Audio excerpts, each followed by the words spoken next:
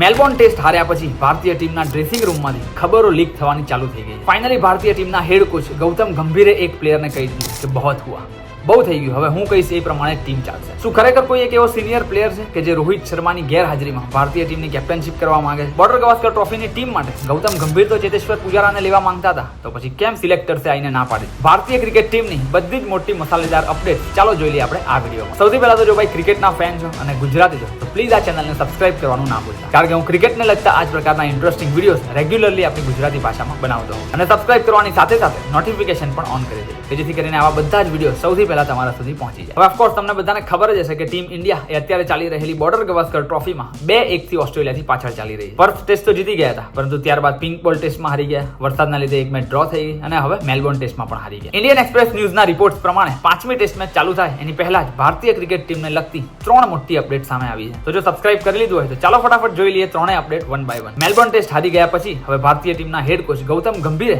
ટીમના પ્લેયરને કહી દીધું છે કે ભાઈ બહોત હુઆ, બહુ થઈ ગયું હવે. યસ, કોચ ગૌતમ ગંભીરના એક્ઝેક્ટ આ જ શબ્દો હતા એવું ક્લિયરલી આ ન્યૂઝ રિપોર્ટમાં મેન્શન કરેલું છે. એક્ઝેક્ટલી કયા પ્લેયર્સ માટે આ શબ્દોનો ઉપયોગ કરવામાં આવ્યો છે એ તો ખબર નહીં, પણ એવું કહેવાય છે કે ચોથી ટેસ્ટમાં અમુક પ્લેયર્સના શોર્ટ સિલેક્શનને લઈને કોચ ગૌતમ ગંભીર એકદમ ખુશ જોવા ન મળ્યા હતા. આમ તો રિષભ પંત જ એક એવા પ્લેયર હતા કે જે બંને ઇનિંગમાં અગ્રેસિવ શોટ મારવાના ચક્કરમાં આઉટ થઈ ગયા હતા, અને એ રિષભ પંતની વિકેટ જ હતી કદાચ જેના લીધે આખી મેચ એક સેટ થયેલી મેચ ભારતના હાથમાંથી નીકળી ગઈ છે. પણ હવે એમાં રિષભ પંતને પણ બ્લેમ કરી શકાય તેવું નથી, કારણ કે રિષભ પંતની રમવાની સ્ટાઇલ જ આ પ્રકારની. જો કદાચ રિષભ પંતે મારેલો શોટ પ્લેયરના હાથમાં જવાને બદલે 6 જતી રહ્યો તો આપણે બધા એઝ અ ફેન રિષભ પંતના આ શોટને વાહવા કરી રહ્યા હોય. એટલે પેલી એક કહેવત છે ને અંગ્રેજીમાં કે you live by the sword અને you die by the sword. એટલે તલવારની ધાર એક એવી વસ્તુ છે કે જે તમારા સામેવાળાને પણ કાપે અને ક્યારેક ક્યારેક તમે પોતે પણ એમાં કપાઈ જાઓ. એટલે ભલે રિષભ પંતની રમવાની સ્ટાઇલ એ પ્રકારની હોય, પણ ભાઈ ટીમ કેવી સિચ્યુએશનમાં છે, અત્યારે કન્ડિશન્સ કેવા પ્રકારની સિચ્યુએશન ડિમાન્ડ કરી રહી છે, એ બધું પણ એઝ અ પ્લેયર તમારે જોવું પડે. ઇનફેક્ટ આજે પ્રેસ કોન્ફરન્સમાં આવીને પણ ગૌતમ ગંભીરે એ વાત ઉપર ભાર મૂક્યો હતો કે it should be always about team first approach. એટલે ભલે તમારી નેચરલ ગેમ એકદમ અટેકિંગ અને અગ્રેસિવ હોય, પણ તમે જ્યારે આટલા મોટા લેવલ ઉપર ઇન્ટરનેશનલ ક્રિકેટ રમી રહ્યા હોય ત્યારે તમારે ટીમની સિચ્યુએશન પ્રમાણે જ રમવું પડતું હોય. અને એટલે જ કદાચ રિષભ પંત ઉપર અથવા તો પછી બીજા કોઈ પણ પ્લેયર ઉપર આપણા હેડ કોચ ગૌતમ ગંભીર ગુસ્સે થઈ ગયો હોવાની વાત આ ન્યૂઝ રિપોર્ટમાં લખવામાં આવી છે. હવે આ વસ્તુ કેટલી સાચી છે તો ખબર નહીં, પણ થયું પણ હોય યાર, કારણ કે એઝ અ હેડ કોચ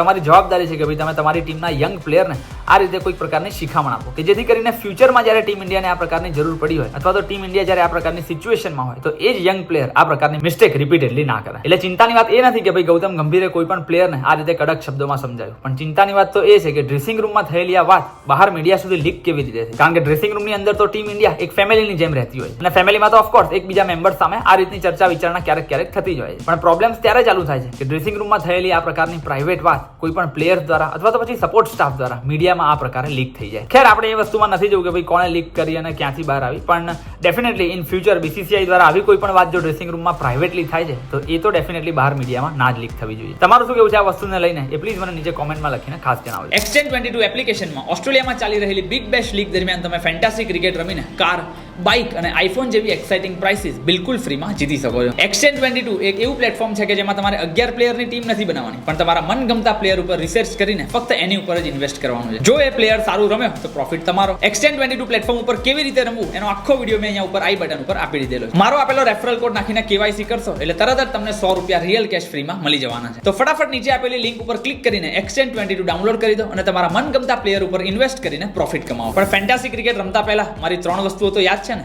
એક તો એટલા જ પૈસા ઇન્વેસ્ટ કરવા કે જેટલા કદાચ જતા રહે તો પણ તમને એનો કોઈ ફરક ના પડે.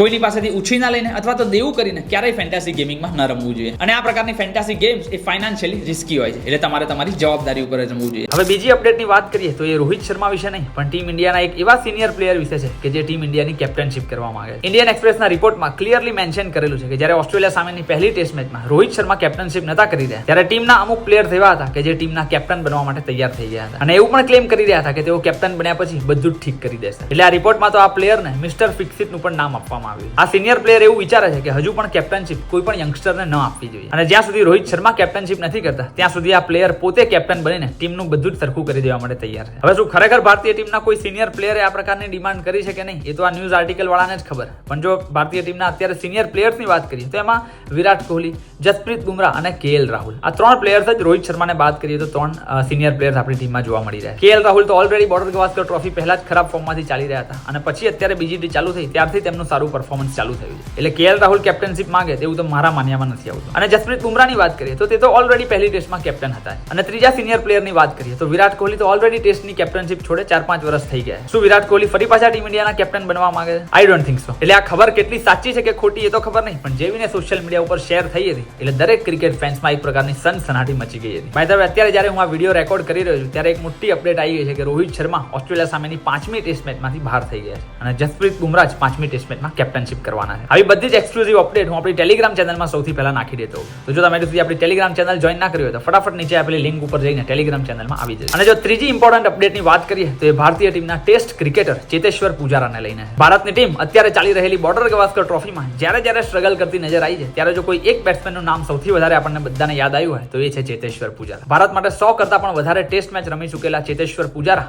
2018-19ની બીજી ટીમમાં પણ ભારતીય ટીમના સૌથી હાઈએસ્ટ સ્કોરર રહ્યા હતા. એમાં પણ ગાબાવાળી એમની ઇનિંગ તો તમને બધાને યાદ જ હશે કે પીચ ઉપર ઉભા રહીને ભારતીય ટીમને બચાવવા માટે તેમણે બોલ એમના શરીર ઉપર પણ ખાધા હતા. હવે આજે ઇન્ડિયન એક્સપ્રેસના રિપોર્ટમાં ક્લિયરલી મેન્શન કરેલું છે કે ગૌતમ ગંભીર ચેતેશ્વર પુજારાને બોર્ડર ગાવસ્કર ટ્રોફીની ટીમમાં જોવા માંગતા હતા, પણ ભારતીય ટીમના સિલેક્ટર્સે તેમની આ માંગણી પૂરી ન કરી હતી. That is surprising, right? કારણ કે આમ જોવા જઈએ તો બોલિંગ કોચ, બેટિંગ કોચ અને અસિસ્ટન્ટ કોચ આ બધું જ ગૌતમ ગંભીરે જે માંગ્યું હતું એ પ્રમાણે જ બીસીસીઆઈ દ્વારા આપવામાં આવ્યું. તો પછી જો કદાચ આપણા કોચને ચેતેશ્વર પુજારાની જરૂર હોય તો પછી સિલેક્ટર્સ ના કેમ પાડે? અને જો ખરેખર ના પાડી છે તો એની પાછળ સિલેક્ટર્સ અને ભારતીય ટીમના કેપ્ટન આ બધાનો એક સંયુક્ત ડિસિઝન જ હશે કે જેના લીધે કદાચ આટલા મોટા પ્લેયરને ટીમમાં ના લેવાનું ડિસિઝન લેવામાં આવ્યું. બાકી ક્લિયરલી આ રિપોર્ટમાં લખેલું છે કે ગૌતમ ગંભીર તો ચેતેશ્વર પુજારાને ઓસ્ટ્રેલિયા રમવા માટે લઈ જવા માંગતા હતા. તમારું શું માનવું છે એ પણ મને નીચે કોમેન્ટમાં લખીને ખાસ જણાવજો. બસ તો આ હતી 3 મોટી અપડેટ કે જેણે ઇન્ડિયન ક્રિકેટને ફરી એકવાર ચર્ચામાં લાવી દીધું છે. આમ તો આ વિડીયો હું તમારી સાથે યુટ્યુબમાં લાઈવ આવીને શેર કરવાનો હતો, પરંતુ મારા ઓફિસમાં થોડા ઇન્ટરનેટના ઇશ્યુ થઈ ગયા એટલે ઘરે આવીને હું ફટાફટ અત્યારે આ વિડીયો રેકોર્ડ કરી રહ્યો છું. શું કહ્યું છે તમારું આ 3 અપડેટને લઈને એ પણ મને નીચે કોમેન્ટમાં લખીને ખાસ જણાવજો. શું ખરેખર આ બધી વસ્તુઓ સાચી છે કે પછી મીડિયામાં જસ્ટ ખાલી હાઇપ મેળવવા માટે આ પ્રકારની વાતો ફેલાવવામાં આવે? જો આ વિડીયો ગમ્યો હોય તો પ્લીઝ તમારા દરેક ગુજરાતી મિત્રો સુધી એને શેર કરી દેજો. મળીએ છીએ આપણે ફરી એક વખત આવા જ ઇન્ટરેસ્ટિંગ વિડીયો સાથે. ત્યાં સુધી આવજો.